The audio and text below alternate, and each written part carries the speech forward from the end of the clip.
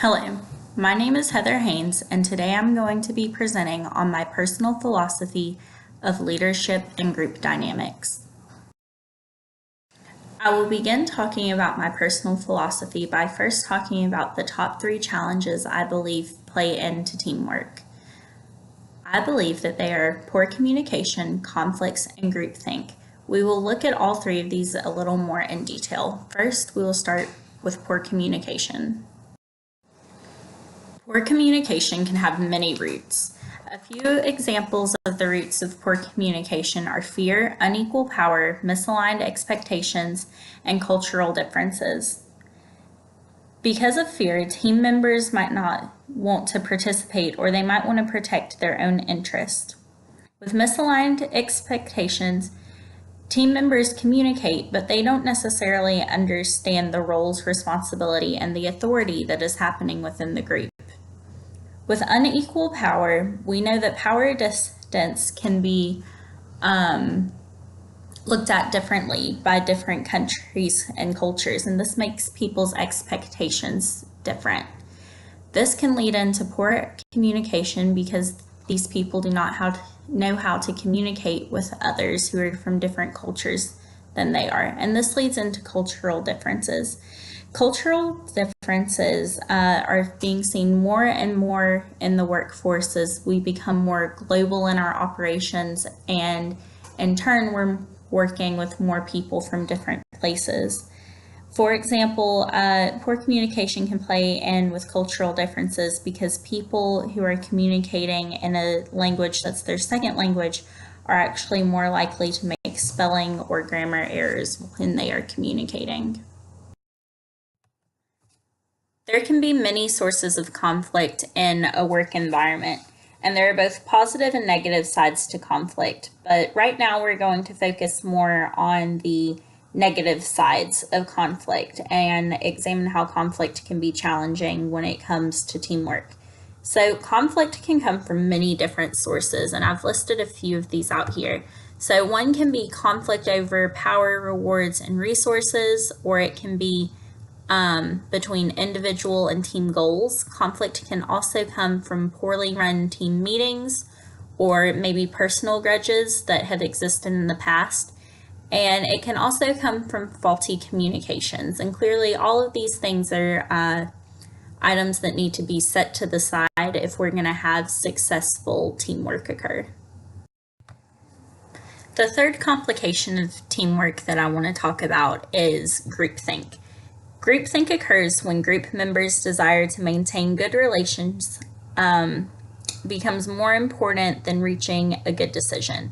So rather than seeking a good solution, the team actually focuses on maintaining harmony with one another, and this can lead into bad decision making. So one of the acronyms that I like to use when talking about teamwork is actually the word team. And it breaks down to together, everyone achieves more. And per that logic, I would like to talk a little bit about mitigating the complications that my personal philosophy sees in teamwork. So first of all, poor communication and conflict can both be caused by a lack of group cohesion. And team members in a cohesive group tend to have similar attributes and personal goals. Group cohesion can be improved by doing team building activities. And I think a lot of people think of group team building activities to be something that has to be complicated or expensive, but it can really even be something as simple as the entire office going to lunch during the lunch break one day. Then on the other hand, we have groupthink. And groupthink often occurs when the group has actually become too cohesive. And to help improve this, the group leaders should establish and encourage a norm that encourages critical thinking, but also opens up discussion during the decision-making process, because we want to encourage people to have their own opinions instead of worrying about what the rest of the group is going to think or if feelings are going to get hurt. Because at the end of the day, honestly, keeping everyone's feelings from getting hurt isn't going to accomplish anything or make the group more productive. Next, we're going to look at the top 3 benefits of teamwork. I believe the top 3 benefits are diversity, delegation, and support.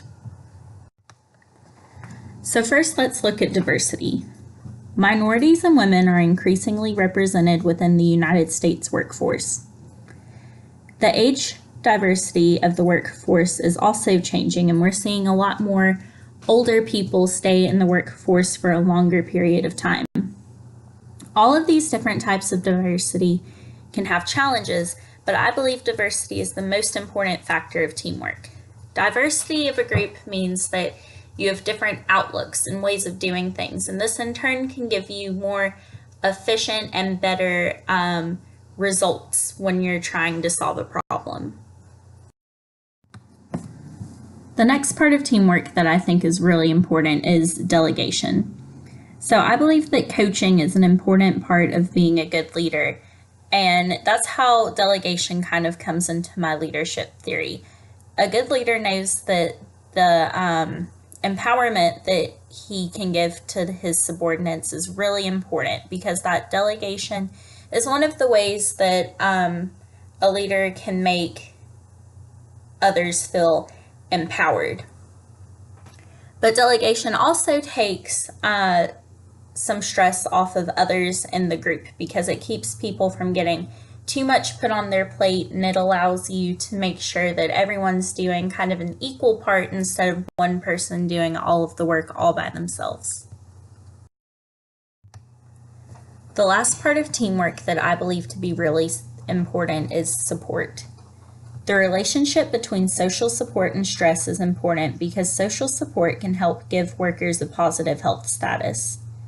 I believe that this is important because a happy worker is likely to also be a more productive worker.